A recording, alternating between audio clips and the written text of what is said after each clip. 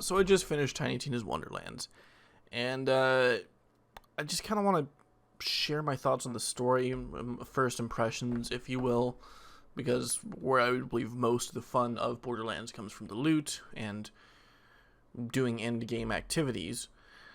The story is certainly a part of it that was something I'd like to talk about, I suppose. I just finished playing for about, I want to say 6, maybe 8 hours with me and my brother. You could do it in less if you wanted to. We did quite a bit of sub content and took it very slow for quite a bit of it while we were playing. So the story's maybe 5 hours long, I would say. If you really tried to you could do it in even less, probably 2 or so. Hell, you can do Borderlands 3 in fucking 2 hours, so you can do it in very little time if you really wanted to. But the story is interesting. How do I put this? It does not say it's welcome. The length is great. It was a perfect amount for as far as I was concerned. For how it was written.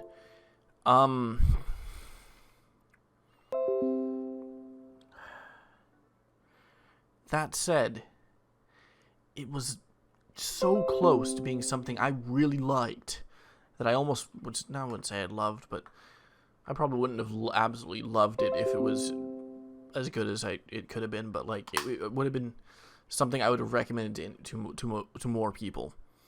As it is now, I would certainly recommend it to anyone who's interested in the game. But if you're interested in it purely for the story, you might want to wait for a sale because the end game's the most fun looking part to me.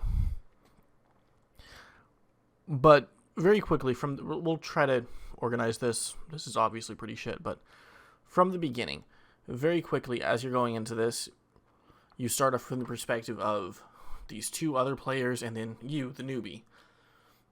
You're thrust into this D&D campaign. There won't be too many spoilers in this, and pretty much from then on, your perspective is almost purely from inside the game, as if you are a piece on a piece on the board more than you are a character outside of the board,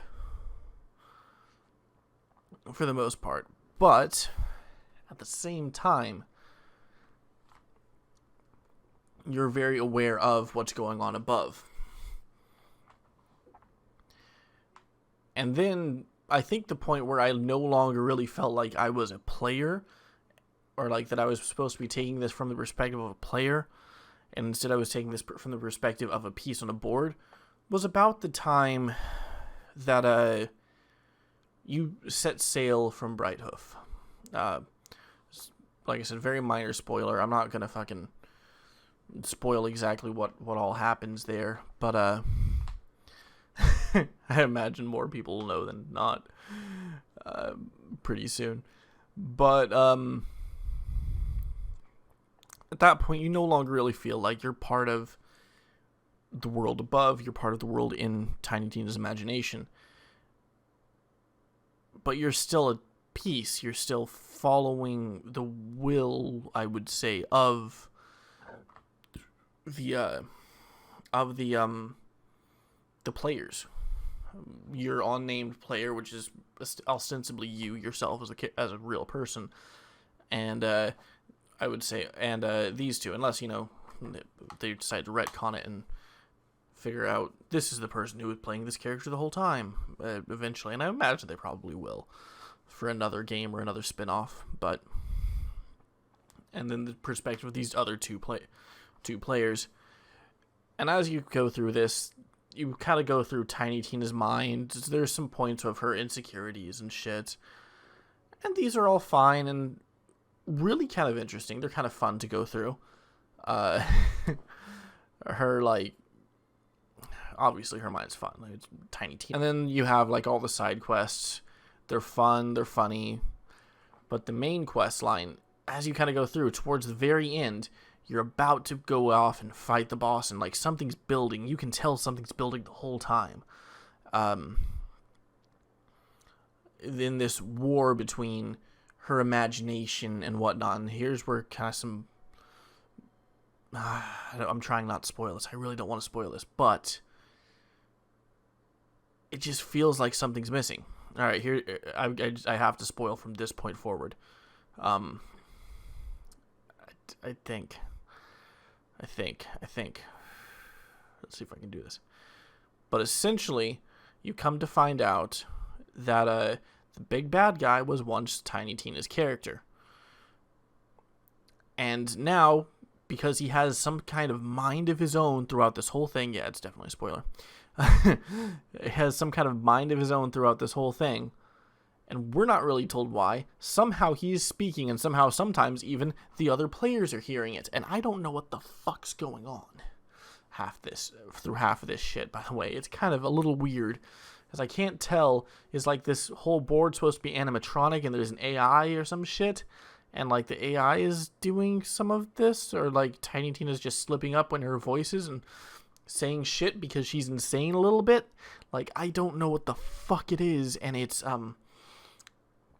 so interesting. It's fun, and I like it, but it feels like it's not objectively good.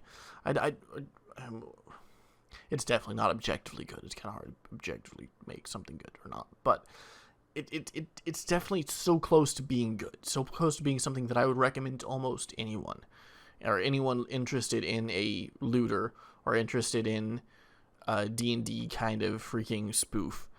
Whereas now, I would say, yeah, I'd definitely recommend it to some people, but I wouldn't recommend it to all of them.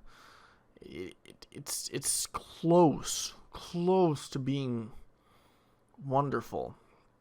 And then the little redemption thing with the killing or whatever, not really the killing, but like once you defeat the Dragon Lord, you don't kill him. There's like some kind of refuse to kill him, we unite everything, blah, blah, blah.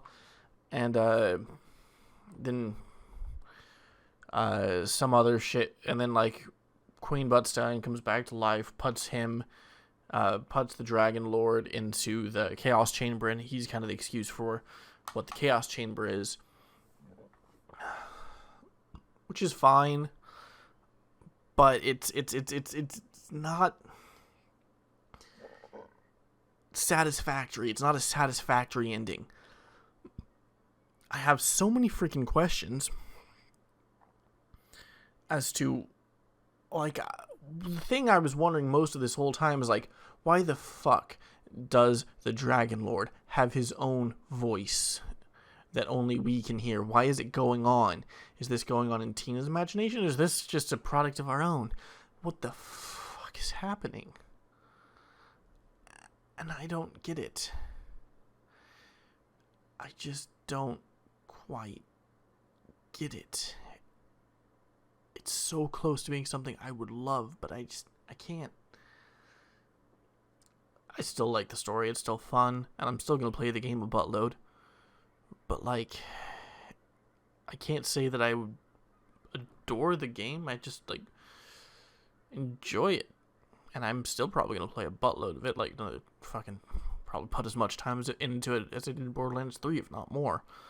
But that's for the end game, for the part that I really like. I liked Borderlands 3's end game, and I love Diablo 3, and I'm probably going to like this one's end game because it looks kind of like Borderlands 3's fighting meets Diablo 3 kind of Nephilim rifts. So I'm going to enjoy that, but I just feel like it could have been better, and I don't know how to better express that other than a 10-minute long video of me rambling about it.